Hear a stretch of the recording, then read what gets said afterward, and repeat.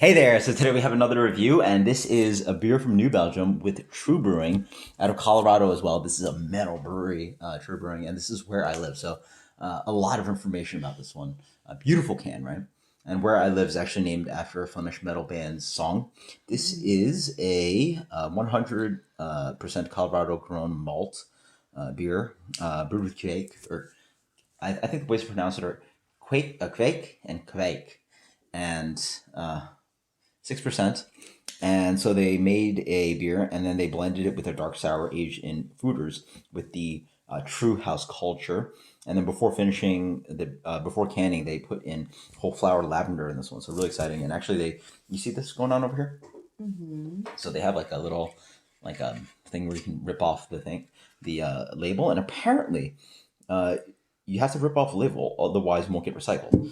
Unfortunately, Florida's not one of the states that actually does recycling. Very unfortunate. I mean, we do recycling, but Yeah, we have recycling. okay.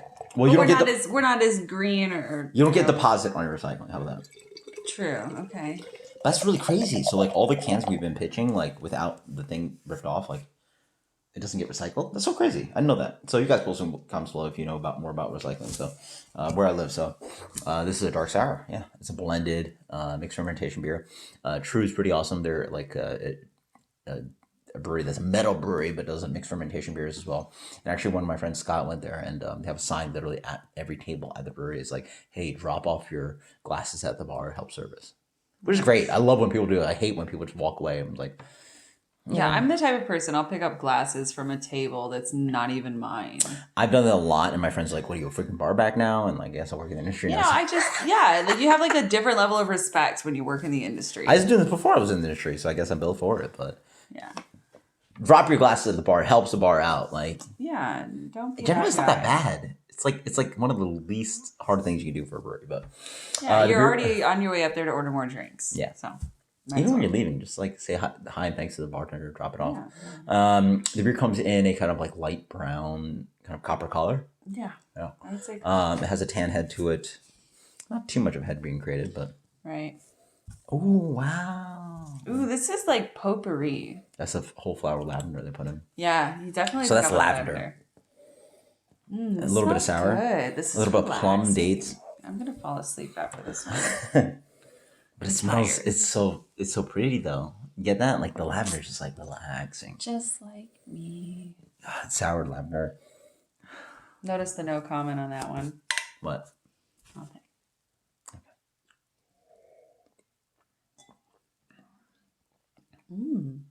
That's a pretty beer. Yeah. It's got a little light, kind of like, not roastiness.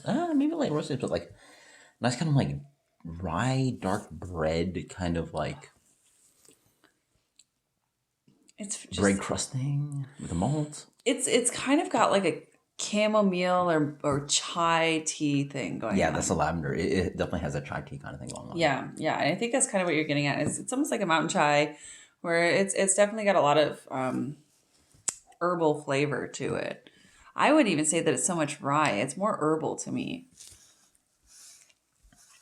Nice acidity on it. Mm-hmm. Not too nice balance of like lactic and acetic. You get a little bit hint in there, but it's just like it's got a medium to medium plus kind of acidity to it.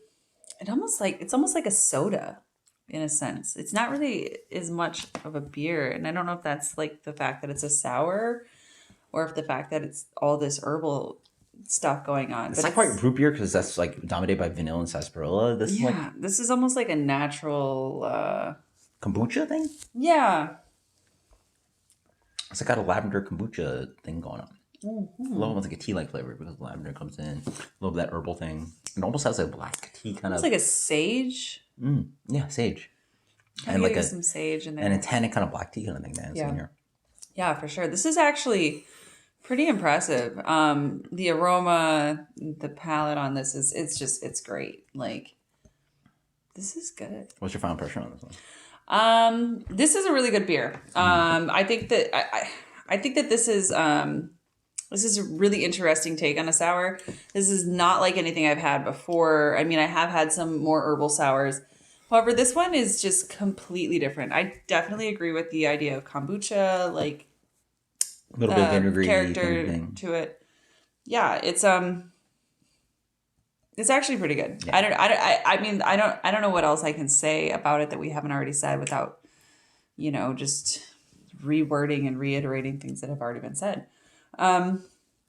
It's good. It's simple yet complex in flavor. It's a great idea. So well done on this one. I guess my rating, I'm going to give this like a 94, which is like weird because this isn't something I would normally like. I don't like kombucha, but this is good. Yeah. This for me is very exciting. The first thing is very interesting. It comes in a 4-pack, 16-ounce can. So ideally, it's generally accessible for where you get New Belgium. It's actually brewed out of the Fort Collins, Colorado facility versus the one in, I guess, Asheville. Anyway, they have a North Carolina kind of facility that they brew a lot of beers out of, including the food aged beers. This for me has to be one of, if not the best, mass marketed craft beer sours that I've had all year. Yeah. This would be fantastic in a bottle. I imagine, like with time, Brett would like age and do these cool things, but it's in a can. But just in a can, and we're drinking it fresh, and it's tasting lovely. Lemongrass. Lemongrass. There you go. Lemongrass, lavender, chamomile. That's that almost. Yeah, I think that kind of that flavor is what I'm picking The up. acidity sits The acidity, great. yeah. Doesn't have any strange flavors to it. There's a beautiful, just kind of like light, kind of tart sherry vinegar note in here, and then a hint of kind of like date fruitiness, and then there's that beautiful kind of lavender thing that comes in. All these like interesting flavors. It's just like it's fantastic. I highly recommend this one. And this beer for me, I love it. I mean, this could be a fancy bottle that's super expensive. So for $25 out of the brewery in a cork and cage, or something special like that. I would recommend this at a lower room temperature though. But instead, you can buy a 4-pack for this of like 16, Or higher, 16, yeah, something like $16 probably. Absolutely fantastic. Highly recommended. This is one of the best $1 to ounce sours that you can buy, and one of the best mass market sours I've had all year. Mixed fermentation beer complex like this in a can is almost inaccessible at this price point. So this beer for me gets a high recommendation, but also gets let's go with the 95. Okay, It's an right A around beer. the same, yeah. It's amazing. Awesome. Highly recommended. Until next time, guys. Cheers. Great price point. Until next time. Cheers. Later.